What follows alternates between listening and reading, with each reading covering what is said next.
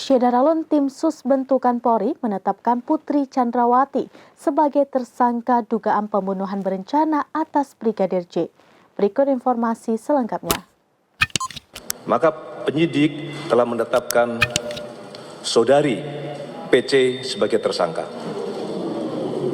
Syederalun Tim Sus bentukan Kapolri mengumumkan hasil pemeriksaan atau status istri Verdi Sambo, Putri Chandrawati. Pihaknya menetapkan Ibu PC sebagai tersangka dugaan pembunuhan berencana atas Brigadir J.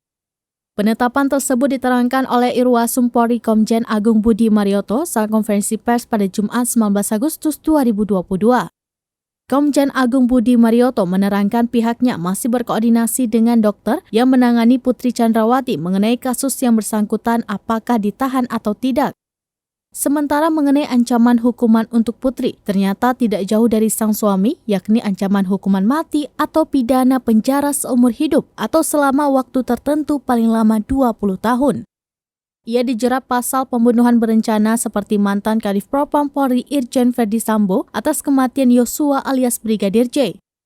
Pasal yang disangkakan terhadap saudari PC adalah pasal 340 subsidiar 338 junto, pasal 55 dan 56 KUHP.